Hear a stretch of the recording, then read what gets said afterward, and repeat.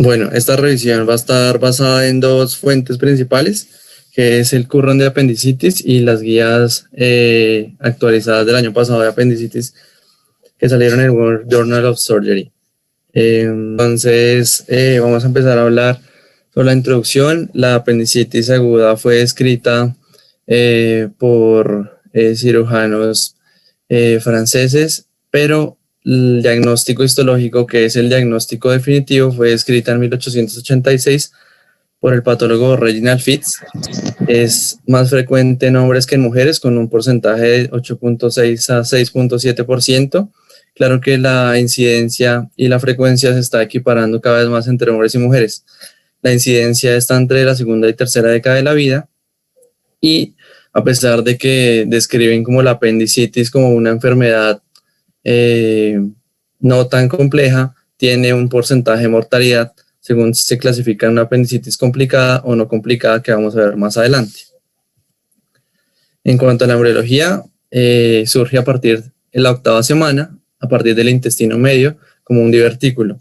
En la imagen A, vemos que a partir del intestino medio, que es esta estructura, se forma un saco ciego que va a formar la apéndice cecal que se ve en la figura 2. Esto es entre la 6ª y 8ª semana, y en la imagen C vemos como el paciente, pues como el recién nacido, aparece con estructuras completamente formadas, como el ciego, la válvula ileocecal y la apéndice cecal en la base del ciego. Es importante reconocer que en la primera etapa de la vida, la apéndice tiene una función muy importante en cuanto al sistema inmunológico y al tejido linfático, que es como la principal función al inicio de la vida. En cuanto a la anatomía e histología del apéndice, se compone de 4 capas: la mucosa, la submucosa, la muscular y la serosa, que es similar al tracto gastrointestinal, lo van a ver más adelante, excepto en un órgano del tracto gastrointestinal que no se compone de todas las capas. ¿Alguno sabe cuál es ese órgano que no se compone de mucosa, submucosa, muscular y serosa, sino de 3 únicamente?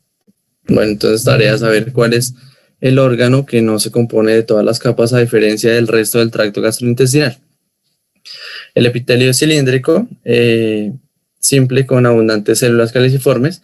Su forma es ciega, como ven en la imagen, es un órgano alargado, puede medir entre 5 a 35 centímetros, un promedio de 9 centímetros, de lo que hemos visto en los abordajes quirúrgicos por laparoscopia o cirugía abierta. Y ven este triangulito que se forma en relación al apéndice cecal, eso se llama el mesoapendicular o el mesopéndice, que es la fuente por donde llega la irrigación del apéndice cecal. De lo que leyeron, de lo que han visto, ¿saben más o menos de dónde viene la irrigación del apéndice? Creo que tiene pues la arteria apendicular que viene del tronco bisecoapendiculocólico. ¿Y ese rama de qué arteria? De la arteria mesentérica superior. ¿Y ese rama de quién? De la aorta. Listo, perfecto. Eso es pregunta clásica de estudiante, sobre todo en salas de cirugía, cuando vayan a entrar a ayudar o a intervenir en la cirugía, listo, para tenerlo claro. Es pregunta de siempre.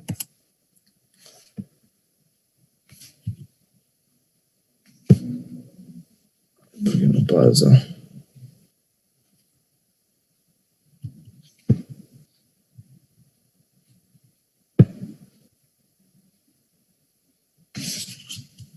Bueno, en cuanto a la localización del apéndice, como ven en la imagen, el apéndice puede tener varias disposiciones. Eso depende pues de la forma anatómica de cada paciente y de las posibles adherencias que se formen. Entonces, estas son las localizaciones más frecuentes y las describen de acuerdo a la posición en relación al ciego y a la válvula ileocecal. Entonces, como veíamos en la imagen anterior, las estructuras que tienen que tener en cuenta al momento de identificar el apéndice pues es el colon derecho, el ciego, la apéndice y la válvula ileocecal. La válvula ileocecal es la unión entre el ciego y el ilion terminal. Entonces, tenemos en cuenta que el 70% de los pacientes que se vayan a evaluar o a intervenir tienen el apéndice cecal en posición retrocecal. Retrocecal quiere decir en la cara posterior del ciego. Acá lo esquematizan como si estuviera en horario del reloj a las 11 en punto, como hacia atrás y hacia la izquierda. Paracecal, que es en relación, puede ser al lado izquierdo o derecho del apéndice. Pélvica, que es un 20%. Subcecal, que es en la parte inferior del ciego. Preileal o posileal, que es en la cara anterior o posterior al ilion terminal, en relación a la válvula iliocecal. Esto es importante saberlo porque al examen físico podemos encontrar diferentes signos cuando evaluamos los pacientes y nos puede dar una pista de cómo puede estar localizado el apéndice en pro de planear la cirugía. Entonces, ¿cuál es la fisiopatología del apéndice? ¿Alguno tiene una noción de cómo es la fisiopatología? ¿Qué es lo que primero pasa? Doctor, usualmente hay una obstrucción del lumen. Sí. Pues eso va a favorecer la secreción de moco, va a haber un sobrecrecimiento bacteriano y también cierta isquemia de la mucosa, y pues va a haber una distensión luminal con aumento de la presión intraluminal y eventualmente también una obstrucción del flujo linfático y venoso. Listo, correcto. Entonces, empieza como dijo la doctora.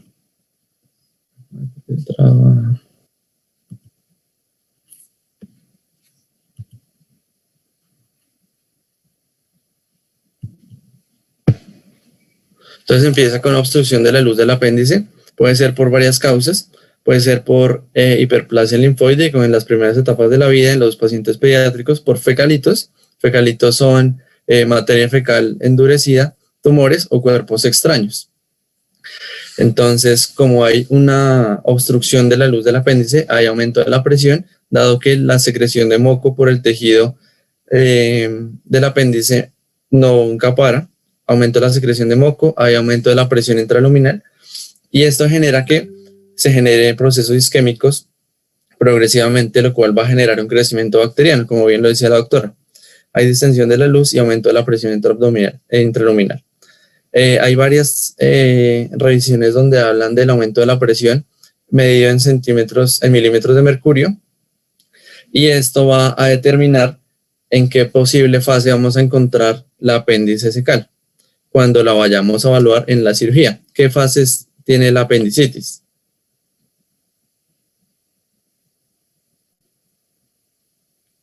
¿Se han escuchado, han entrado a salas de pronto alguna vez? Qué pena.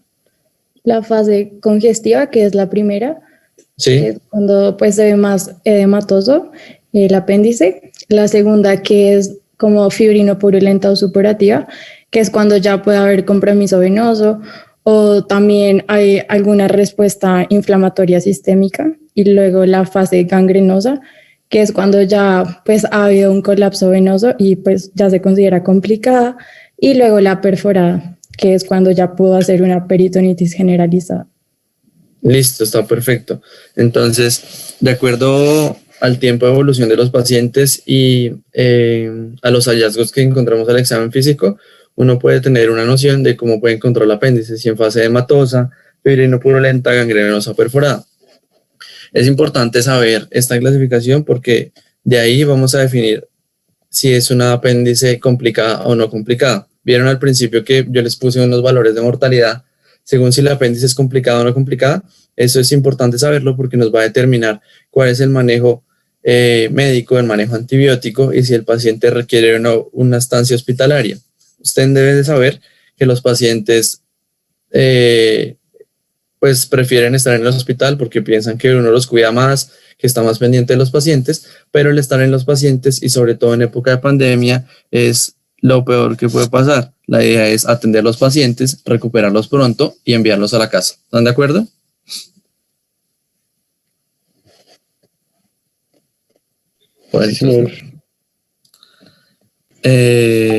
Entonces, ¿cómo se hace el diagnóstico de los pacientes? Generalmente el cuadro clásico de un paciente con apendicitis es un dolor abdominal que inicia en el abdomen superior hacia el epigastrio y luego con el paso de las horas y la evolución clínica se va a irradiar hacia la el marco cólico derecho, sobre todo en la fosa ilíaca derecha. Entonces, dependiendo del paciente, el diagnóstico se basa en la combinación de lo que nos cuenta el paciente, cómo es su cuadro clínico, dónde localiza el dolor, si al examen físico encontramos signos de irritación peritoneal. Si nosotros vemos que no es tan claro el diagnóstico únicamente con el interrogatorio del examen físico, si vamos a evaluar si necesitamos apoyos diagnósticos y vamos a descartar diagnósticos diferenciales.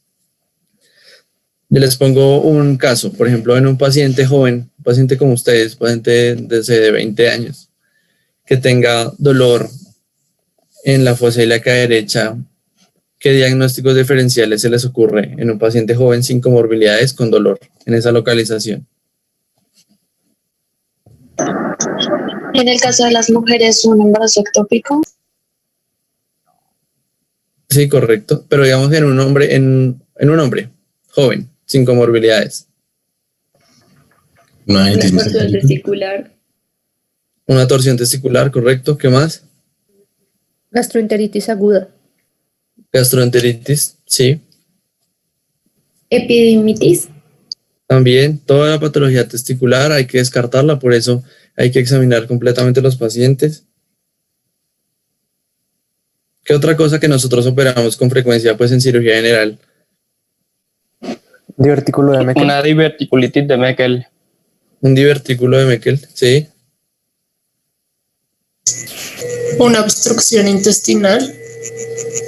También puede ser, pero no es como tan frecuente, pero aplica, sí. una urolitiasis, También. Y les queda una ahí que uno toca hacia la región inguinal. Una hernia.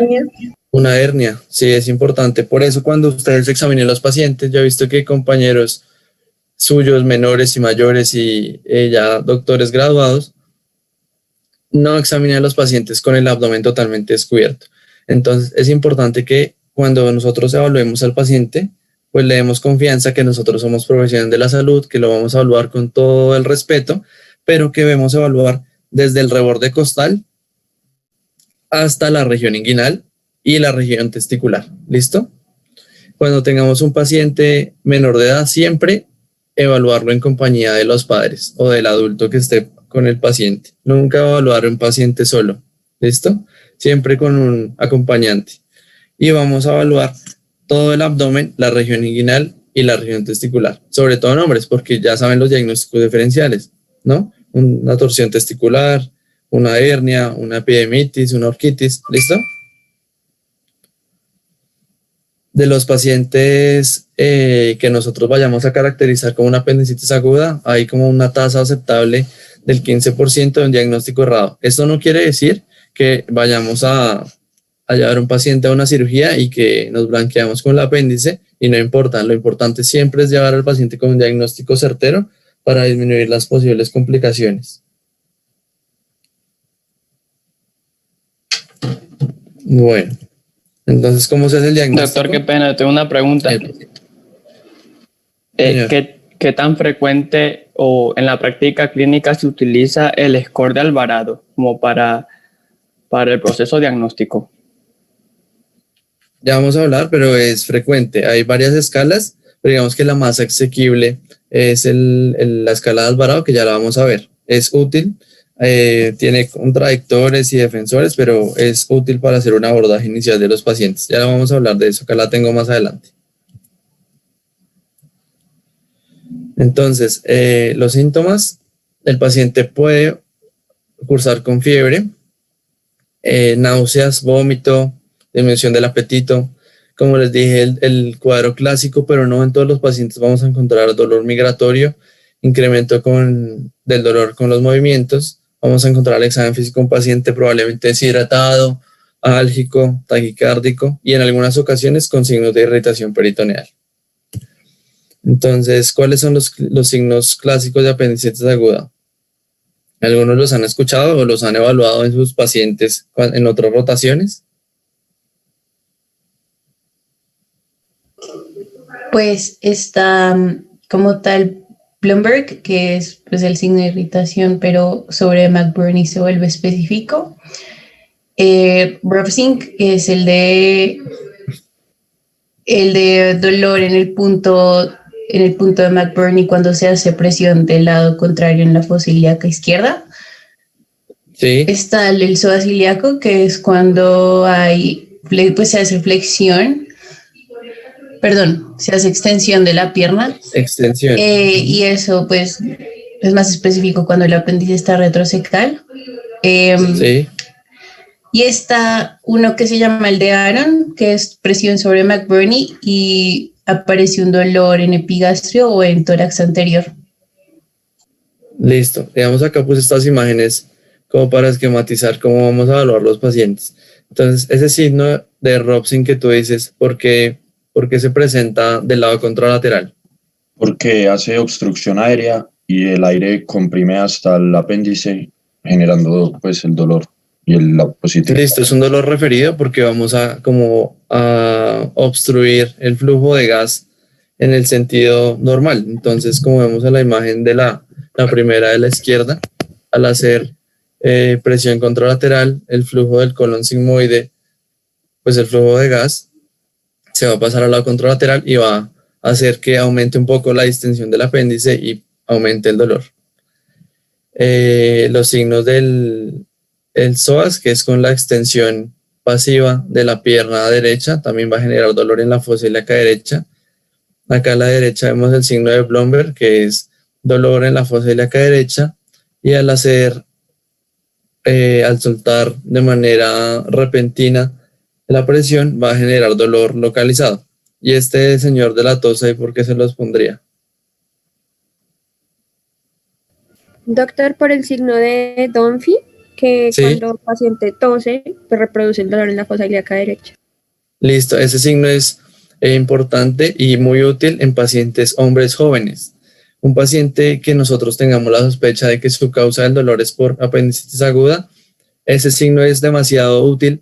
De pronto no está descrito en los libros, pero en la práctica clínica es muy útil que un paciente con dolor y con sospecha que hagamos el ejercicio de que el paciente tosa, es bastante sensible para apendicitis. ¿Listo?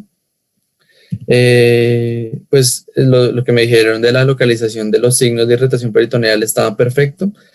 Varía dependiendo de la localización del apéndice, por eso pusimos la gráfica de las localizaciones al principio. No son tan específicos a veces, entonces digamos que los pacientes que nosotros veamos con una clínica no tan clara apendicitis tenemos que apoyarnos en otras ayudas además del examen físico, y disminuye, digamos que cambia según la experiencia del examinador. Digamos que es diferente un cirujano que acabó de salir a un cirujano que ha operado 1000 casos.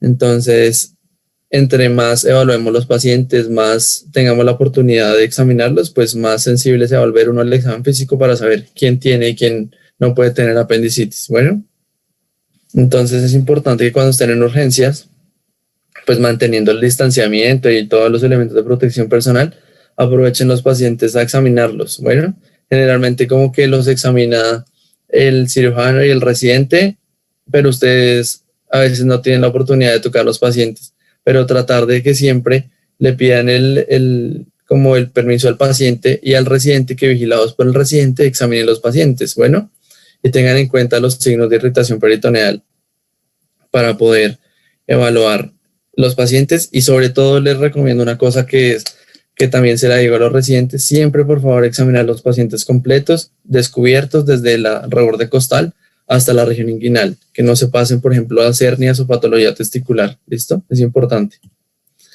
Entonces, en cuanto a los paraclínicos, ¿ustedes han escuchado que el diagnóstico de apendicitis aguda es netamente clínico?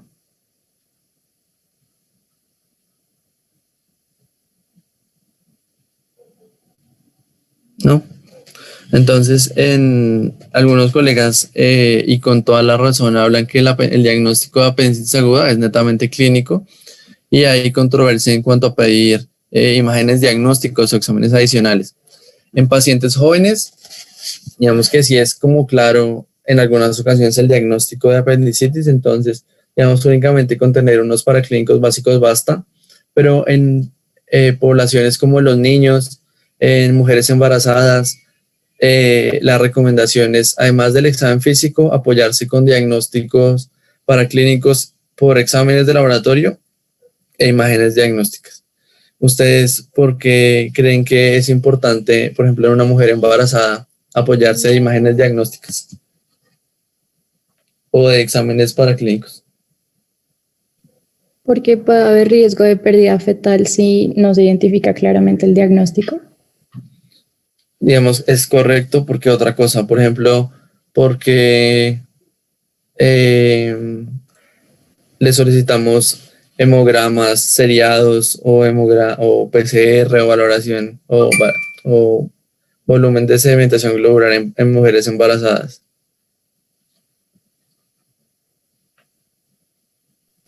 Sería bueno para descartar de pronto un embarazo ectópico.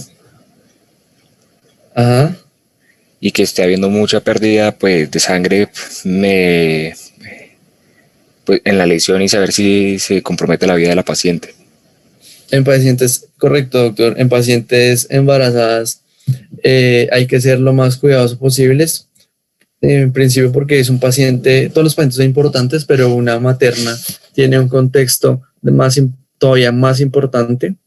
Es importante saber que en las pacientes embarazadas las variables, por ejemplo, de frecuencia cardíaca, de conteo de leucocitos, van a ser diferentes a una paciente que no está embarazada. Van a ser pacientes con aumento de la frecuencia cardíaca, pacientes con leucocitosis mayor, y no solo por procesos inflamatorios, sino por en sí el embarazo van a presentar valores mayores de conteo de leucocitos. Eso es como importante que lo tengan, que hay poblaciones especiales donde debemos ser todavía más cuidadosos en la evaluación preoperatoria de los pacientes. Entonces, en cuanto a los paraclínicos, podemos tener variables como pacientes con leucocitosis, elevación de la PCR, elevación de la BCG, y esto nos va a dar más estrategias, vamos a llenarnos de razones para definir si un paciente tiene apendicitis aguda. Entonces el diagnóstico se suma con un dolor migratorio que ya habíamos hablado, signos de irritación peritoneal y respuesta inflamatoria.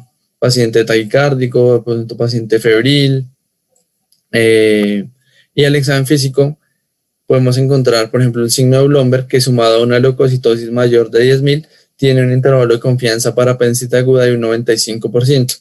En algunas series hablan de más de 14.000 a 16.000 leucos, pero teniendo en cuenta leucocitosis más dolor migratorio, más irritación peritoneal, descartando los diagnósticos diferenciales, pues nos llenamos de razones para definir si un paciente tiene apendicitis o no. Acá está lo que el doctor me preguntaba hace poquito. Hay varias escalas, de las más conocidas es la escala de Alvarado. Entonces, ¿qué han escuchado de esta escala? Es que tenía entendido que, o sea, su utilidad radica no tanto en, por decirlo así, diagnosticar apendicitis, sino descartar, o sea, que me ayuda a pensar cuándo no es apendicitis, es decir, pensar en los diagnósticos diferenciales. O sea, para descartar el diagnóstico y pensar en otra cosa. Muy bien. Entonces, ¿qué variables tiene la escala de Alvarado? Pues tiene varias, pero, o sea, tengo entendida que hay una como clásica y hay una modificada. La clásica tiene, bueno, tenía 10 variables y la modificada tiene 9. No los recuerdo muy bien, pero... Ahí están en la diapositiva. Ah, ok, perdón, qué pena.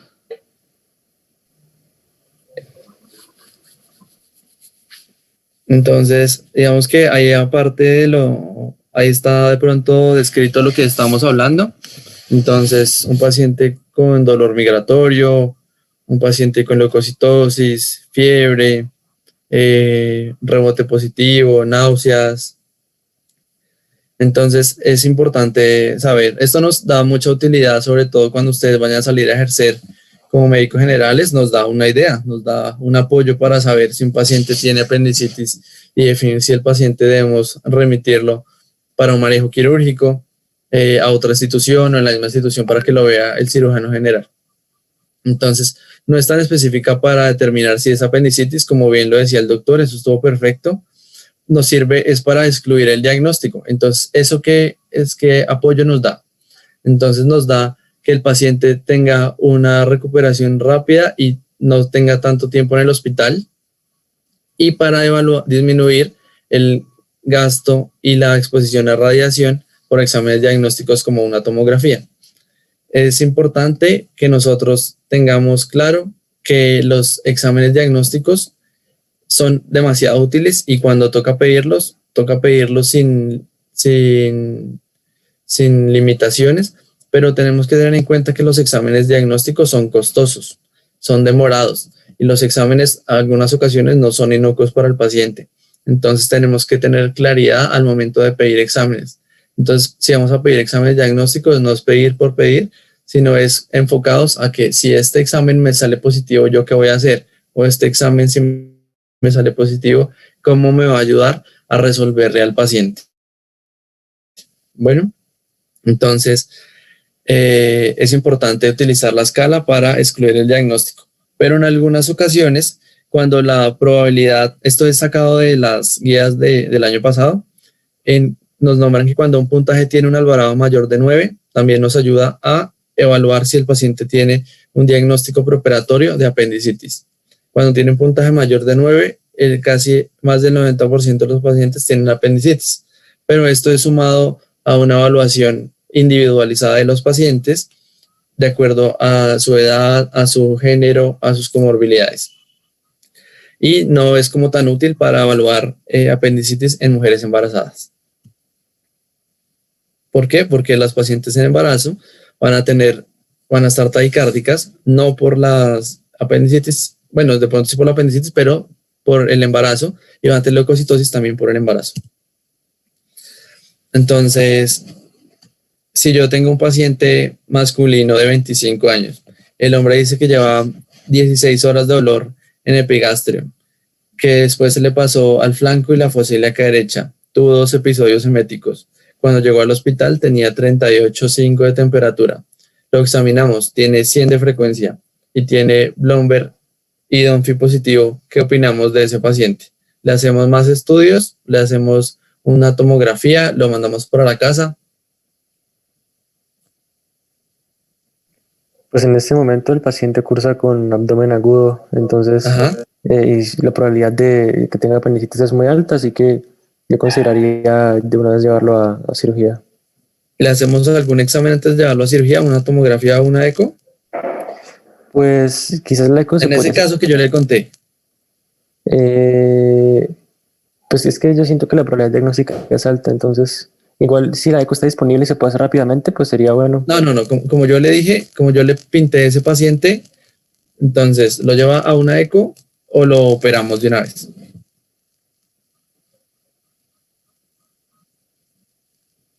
Se opera.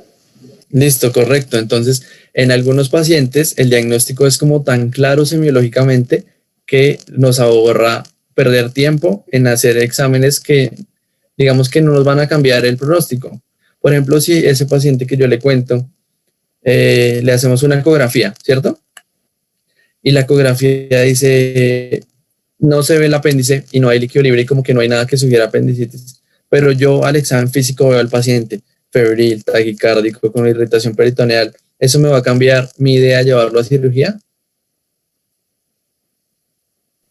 No creo porque igual la clínica es muy sugestiva. La clínica es muy sugestiva y, por ejemplo, la ecografía es operador dependiente. Entonces, de pronto el doctor no vio la apéndice que estaba retrocecal y vamos a tener un diagnóstico errado. Bueno, sobre todo la clínica es importante en los pacientes quirúrgicos. Es súper importante examinar los pacientes y tener claros conceptos para poder definir un manejo rápido y efectivo. Entonces, en cuanto a la radiología, entonces existen varias estrategias para evaluar los pacientes cuando los diagnósticos no están tan claros como el caso que yo les cuento. Entonces, existe la posibilidad de hacer ecografías, tomografías de abdomen o resonancias. Las principales que usamos en cirugía general es la ecografía y la tomografía, las más frecuentes.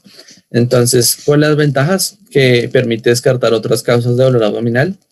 Las desventajas es que en algunos pacientes nos demoramos un poco en hacer un diagnóstico y el paciente puede tener un deterioro de su estado general y exponerlo a radiación en las tomografías. Entonces, la ecografía, como les decía, superador dependiente, tiene una sensibilidad del 83% y la tomografía de abdomen tiene una sensibilidad superior al 94%, por lo cual es como el estudio más sensible y apropiado cuando tenemos duda diagnóstica de un paciente con apendicitis aguda. Pero en pacientes, por ejemplo, les pongo este caso. Un paciente de 40 años que lleva 6 horas de dolor abdominal, un paciente delgado, que no estamos como tan claros si el paciente tiene o no tiene el diagnóstico de apendicitis, podemos usar una ecografía de abdomen como una estrategia diagnóstica. Digamos, es importante saber que las estrategias de radiología podemos escalonarlas. Entonces, por ejemplo, si tenemos ese paciente y no sabemos bien y queremos ayudarnos con un estudio diagnóstico, le hacemos una ecografía primero. Si la ecografía no es concluyente, podemos avanzar a una tomografía de abdomen. ¿Listo? Es como escalonado el proceso de diagnóstico. Entonces, como les decía, la sensibilidad y la especificidad varía según el estudio que escojamos y también varía en el grupo etario. Entonces, la sensibilidad y la especificidad de una tomografía en niños es del 94 a 94 sensibilidad y especificidad del 95%, y en adultos, como les decía, la sensibilidad y la especificidad es del 94%, ahí es como similar. Y en la ecografía, la sensibilidad para la ecografía es de 88% y la especificidad es del 94% en niños. Y en adultos la sensibilidad es del 83% y la especificidad es del 93%. Entonces cada uno tiene ventajas y desventajas. Como les decía, la ecografía tiene la ventaja que es menos invasiva, es más rápida, no necesita preparación y es más económica.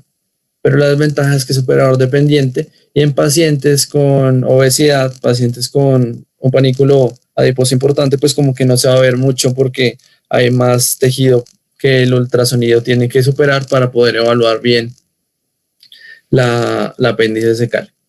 En cuanto a la tomografía, las ventajas es que no es superador dependiente, tiene la posibilidad de hacer diagnósticos diferenciales, es costosa, requiere tiempo. Requiere tiempo, ¿por qué? Porque el paciente debe hacer una preparación con el medio de contraste y eso se demora aproximadamente 2 horas entre que el paciente se tome el contraste y transite por el tracto gastrointestinal. Y lo otro es que en pacientes con deterioro de su función renal no es tan fácil hacer una tomografía por el riesgo de generar falla renal inducida por el medio de contraste. En esta imagen de la derecha, la que dice A, es una tomografía de abdomen, un corte axial, es una tomografía con contraste, en donde uno de los cortes evaluamos las estructuras que queremos ver para definir si un paciente tiene apendicitis o no tiene apendicitis. Entonces, ¿alguno tiene como alguna idea de qué se ve en esta imagen? Pues aparte de la flechita.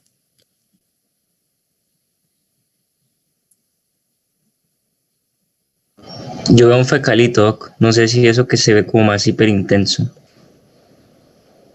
¿Qué más ves ahí en la imagen? Veo también la pared engrosada del apéndice. Sí. Y bueno, me atrevería a decir que como el edema alrededor de la mucosa, como el edema de la grasa alrededor del apéndice. ¿Cómo así alrededor de la mucosa? Del apéndice, o sea, la grasa que está rodeando el apéndice. Listo. Entonces, ahí se ve el cursor mío. No sé. ¿Qué se mueve? Señor. ¿Sí? Sí, doctor. Listo, gracias, qué pena. Entonces, digamos que la flechita, pues es evidente que la apéndice secal está engrosada. Digamos que hay varias densidades en la tomografía. Se ve el reborde de la pared, que es diferente a la densidad que está por dentro del apéndice.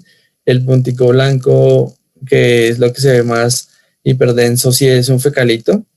Entonces, y está justo en la base del ciego. Esta es la estructura como se ve el colon derecho o el ciego. ¿Listo? Se ve también engrosamiento de una de las paredes del ciego, esta parte de acá, engrosada. Y no se ve líquido libre que se vería acá por detrás del ciego. Entonces, digamos que según los hallazgos podríamos pensar que es un apéndice en fase edematosa o fibrinopurulenta o gangrenosa, puede ser, porque nosotros no vemos líquido libre, que es una de las características de una apendicitis perforada. Bueno, y esta imagen de la derecha es una imagen de ecografía en donde vemos claramente una asa elongada, gruesa, y los radiólogos la describen como que cuando la evalúan no es compresible. Eso es como el reporte general cuando los radiólogos dan un diagnóstico de apendicitis en una ecografía.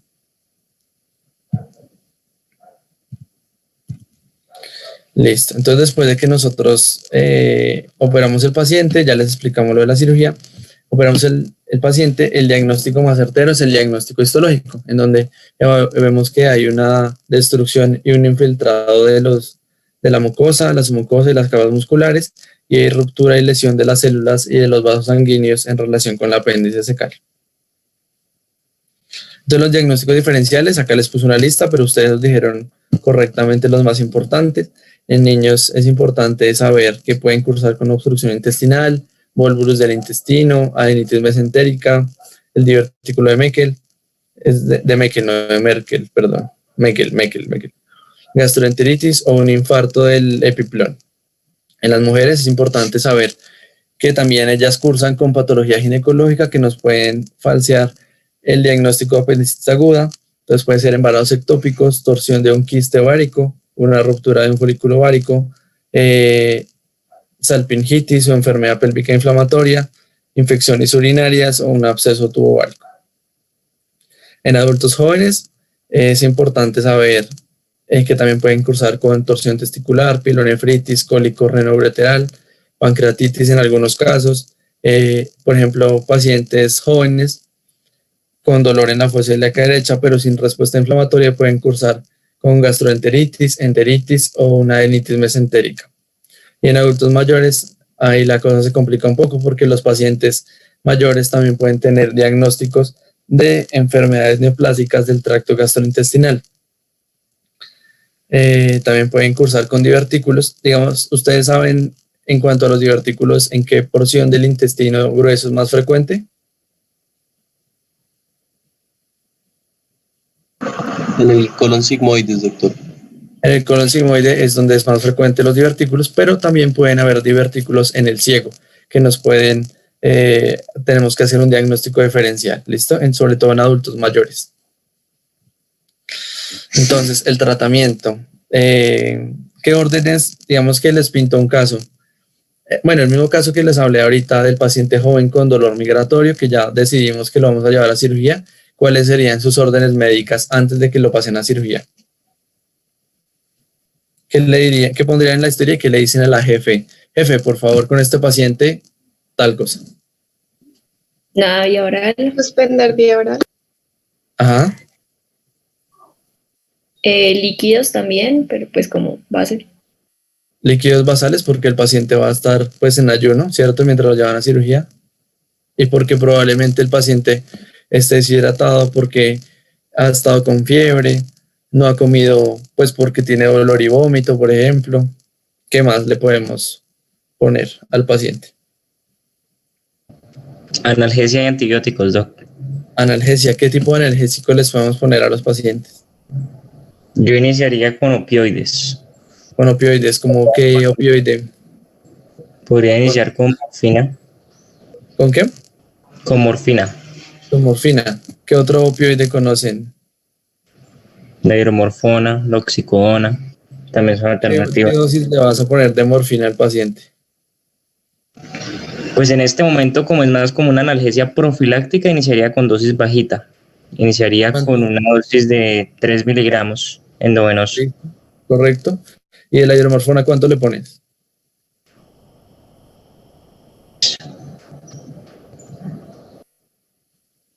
Creo que 0.6.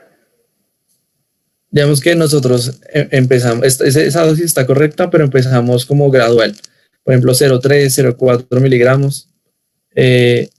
Y vamos subiendo de acuerdo con el paciente vaya mejorando. ¿Listo? Le ponemos antibiótico. ¿Qué tipo de antibiótico le podemos poner al paciente? Depende si es complicada o no complicada. Si es no complicada, el tratamiento antibiótico es más profiláctico y se podría dar como una cefalosporina de primera generación, como una cefazolina o una ampicilbactam. Y si ya está complicada, ya tú comentar el cubrimiento con gram negativos, para gram negativos y anaerobios, y ahí tocaría cubrir, por ejemplo, con clindamicina o con piperacilina de tazobactam. Listo, correcto. Digamos que los pacientes, vamos a definir claramente si un apéndice es complicado o no complicada, pues vamos a tener una idea cuando lo evaluamos al examen físico, pero vamos a definir ya completamente si es complicado o no complicada con los hallazgos quirúrgicos, ¿cierto? Si el paciente tiene una apéndice hematosa fibrinopurulenta, pues sabemos que es no complicada. Digamos que en un caso que el paciente, siempre le vamos a poner antibiótico, eso es correcto lo que dicen los doctores, poner antibiótico antes de la cirugía, eso aparte de empezar el manejo va a disminuir la probabilidad de infección del sitio operatorio. Es importante tener claro eso. Y el antibiótico posoperatorio lo vamos a dar como no profiláctico, sino como tratamiento, a cual ya como dijo usted, a las apéndices complicadas como las gangrenosas o perforadas es a los pacientes a los cuales vamos a continuar el tratamiento antibiótico según su respuesta inflamatoria y según la evaluación del paciente. ¿Eso tienen claro? Pacientes con apendicitis complicada son los únicos que se les va a dar antibiótico posoperatorio. ¿Listo? ¿Sí? ¿No? Sí, doctor. A ellos también se le pone la cefalosporina de primera. Digamos que entonces, tener en cuenta lo siguiente, todos los pacientes que hagamos diagnóstico clínico de apendicitis y que se van a llevar a cirugía, tienen que tener antibiótico. Bueno, eso es claro, esa es la primera parte, todos tienen que tener antibiótico. Eso depende de los protocolos de cada hospital, de acuerdo a la resistencia bacteriana. En nuestro hospital, en San Ignacio, tenemos el protocolo que los pacientes que van a ser llevados a cirugía, iniciamos con ampicilina sulbactam, ¿cierto? Y cuando el paciente ya lo llama a cirugía, vemos que el paciente tiene una apendicitis no complicada, el antibiótico ya se suspende. Cuando el paciente va a seguir hospitalizado por cuidados posoperatorios de una apendicitis complicada, se le va a continuar el antibiótico. Entonces, según como veamos la evolución clínica del paciente, ya podemos definir si continuamos con ampicilina sulbactam o si tenemos que escalar el antibiótico a un medicamento de más amplio espectro. ¿Listo? Gracias. Listo. Entonces, el tratamiento, ya como lo dijeron las doctoras, hay que suspender la vía oral, hay que iniciar líquidos endovenosos como soporte básico, el manejo antibiótico y el manejo de comorbilidades, si el paciente pues las tiene. Hay dos abordajes, que es cirugía abierta o cirugía por laparoscopia. ¿Alguno entraba a cirugía antes?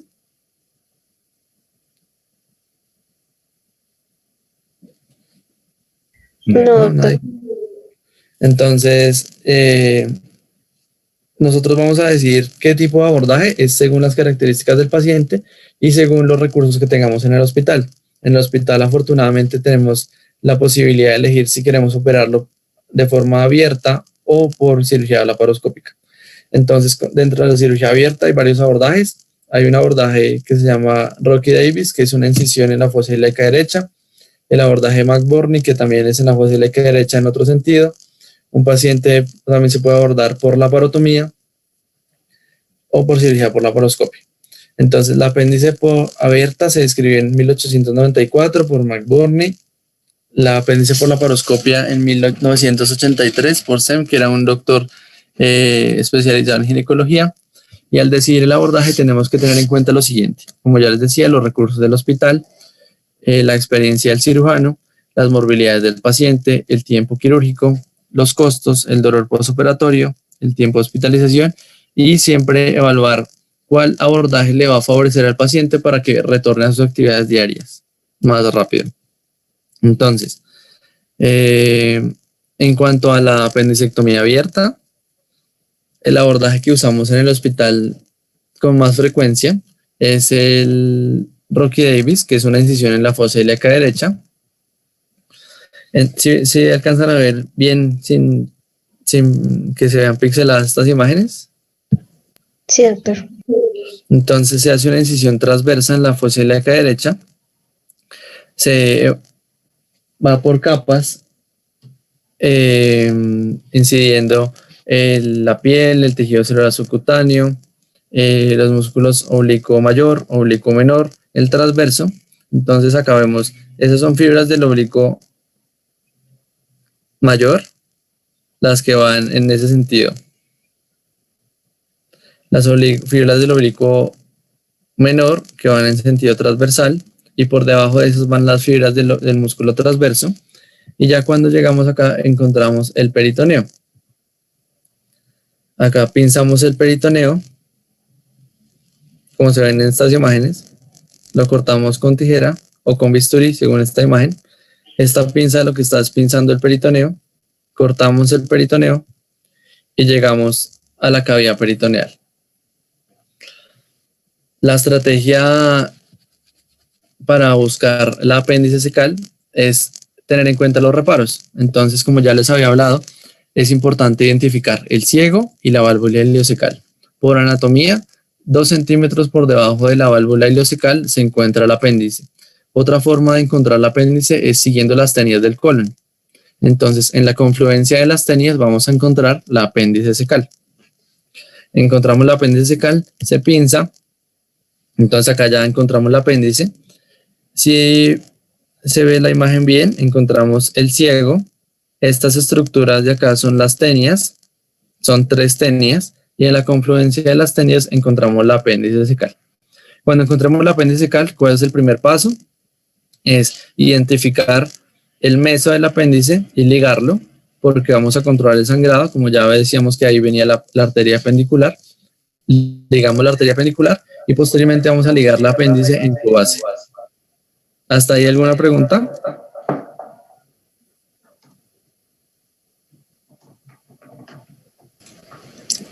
¿Cómo se pasa de la anterior imagen a esta imagen en donde se ve que el apéndice está expuesto? Listo, entonces nosotros por el abordaje abierto encontramos la apéndice cecal. En cirugía no sacamos todo el intestino, sino sacamos únicamente la apéndice cecal, la exponemos y es con una tracción muy gentil del apéndice con una pinza que se llama Babcock. Es una pinza que es atraumática, si se sabe manejar bien. Pinzamos el apéndice y la exponemos hacia afuera con una tracción leve. Solo es tracción porque el apéndice en principio no tiene ninguna fijación.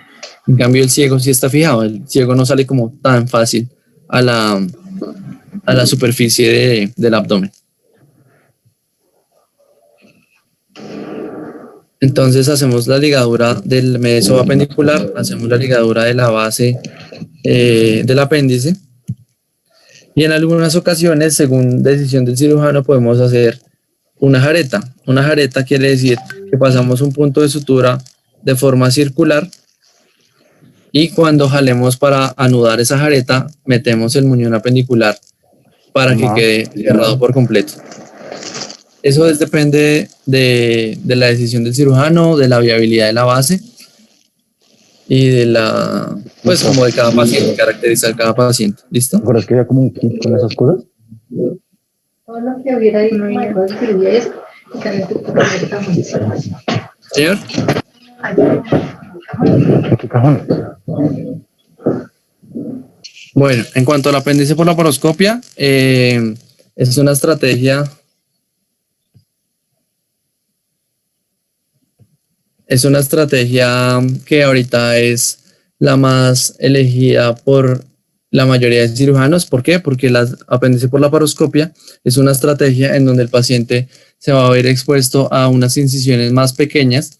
La cirugía tiene menor dolor postoperatorio y el paciente va a retornar pronto a sus actividades laborales. Entonces, este es un esquema en donde vemos que tenemos una torre de laparoscopia, eso lo van a ver cuando pasen por salas, el paciente en decúbito supino, y nos hacemos el ayudante y el cirujano a la izquierda del paciente.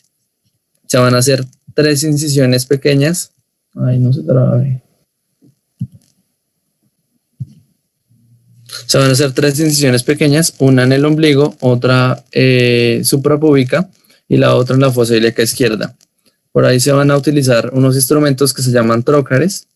Ya les muestro. Se trabó. Entonces acá están las incisiones.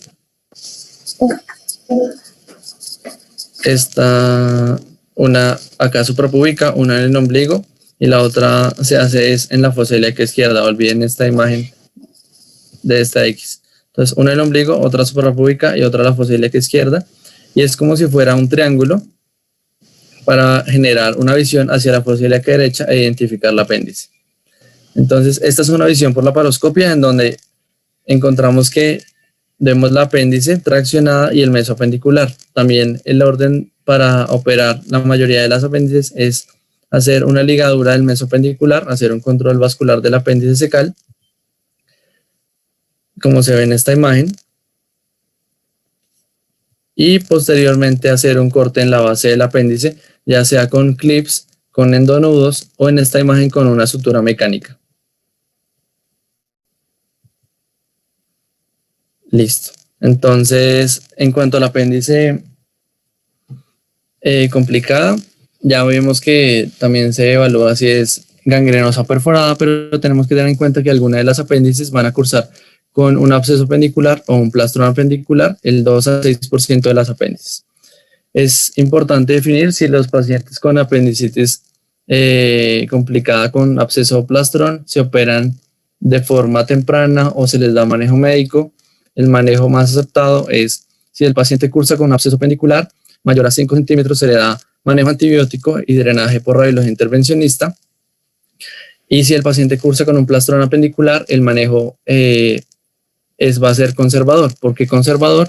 Porque si tenemos la idea de llevar a un paciente con un plastrón apendicular a cirugía, tenemos la posibilidad de que no se pueda hacer únicamente la apendicectomía, sino vayamos a tener la necesidad de hacer una cirugía mucho mayor como una colectomía derecha.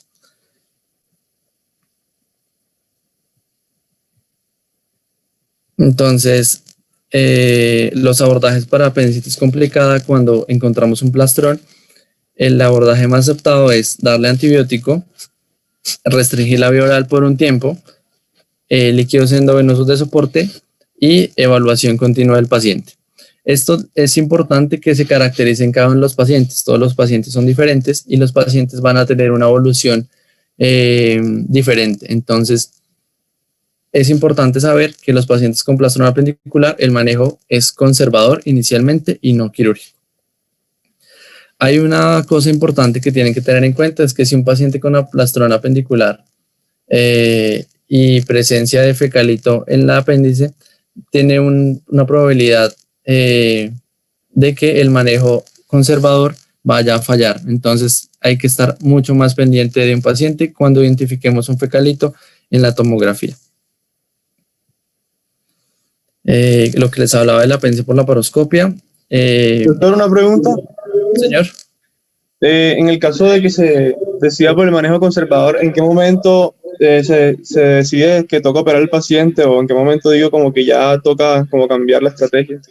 Listo, entonces un paciente cuando se maneja conservador, lo que nosotros esperamos en un manejo conservador es que el paciente mejore los síntomas, entonces que ya la respuesta inflamatoria esté controlada, que el paciente no tenga dolor y que el paciente clínicamente vaya mejor. Nosotros vemos que el paciente sigue taquicárdico, sigue con fiebre, el dolor abdominal aumenta o tenemos signos de irritación peritoneal generalizados, el paciente debe ir a un abordaje quirúrgico. Eso es dependiendo de cada paciente, pero si el paciente con el manejo médico entre 48 y 72 horas no mejora, sino que tiende a empeorar, es un paciente quirúrgico. ¿Listo? Listo, gracias. Bueno, entonces como les hablaba de la apendicectomía. Yo tengo otra pregunta. Señor. ¿Cuál es la diferencia entre el absceso y el plastrón? Entonces, absceso es una colección de pus. El plastrón es una masa inflamatoria que genera el mismo organismo en controlar la apendicitis aguda. Entonces, ¿qué pasa con un plastrón?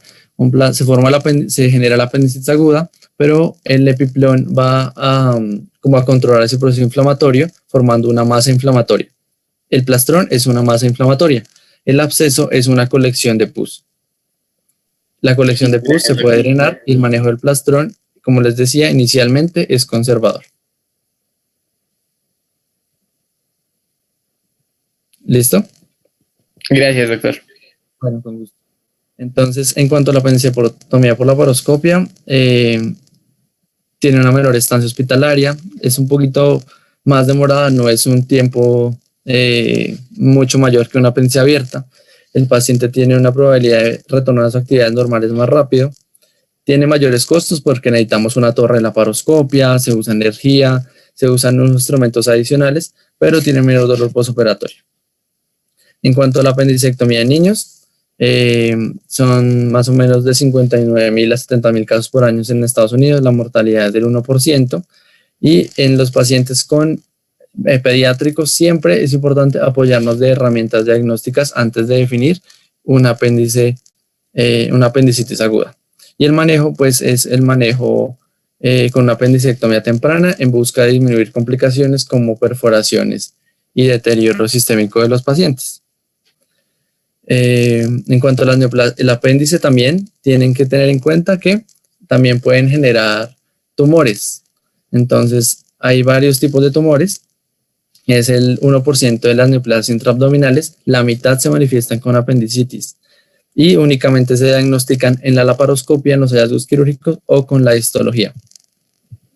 Entonces existen los tumores carcinoides y existen los adenocarcinomas, los tumores mucinosos, que son como a grandes rasgos para que lo revisen más adelante cuando tengan la oportunidad. Los carcinoides son los tumores más comunes, son derivados de las células neuroendocrinas, generalmente se localizan en el tercio distal del apéndice y se presentan como un hallazgo incidental cuando van a llevar pacientes a cirugía con un diagnóstico preoperatorio de apendicitis. El manejo es dependiendo de la localización y de la invasión y de su tamaño. Si un paciente tiene una lesión más de 2 centímetros con compromiso de la base o compromiso del mesopendicular, el manejo inicial es una micolectomía derecha. Esta es una imagen muy bonita de un tumor carcinoide, como les digo. Entonces, en esta imagen que se ve el ciego, acá, la tenia, en la base de la tenias el apéndice, y en la punta del apéndice una masa anormal, que probablemente, como lo describíamos según la anatomía, probablemente corresponde a un tumor carcinoide. También hay lesiones epiteliales como las neoplasias mucinosas de bajo grado. En estas lesiones es importante tener en cuenta que la resección debe ser completa y que debemos evitar al momento de hacer una apendicectomía, si tenemos la evidencia de un tumor mucinoso, de evitar la salida de mucina a la cavidad peritoneal. Esta es una imagen de una apendicectomía por laparotomía, en donde vemos la mucina secundaria a un tumor apendicular de origen mucinoso. Esta es la mucina que pues debemos evitar a toda costa que quede en la cavidad peritoneal para evitar recidivas y recurrencia, pero esto se ve más adelante. Y la otra es el adenocarcinoma de apéndice, que tiene una incidencia de 0.08 a 0.1 de las apendicectomías. La mayoría se llevan a cirugía pensando que es un apéndice. En algunos casos los pacientes pueden generar o manifestar masa en la fosa ilíaca derecha o presencia de dolor, y el tratamiento es la micolectomía derecha.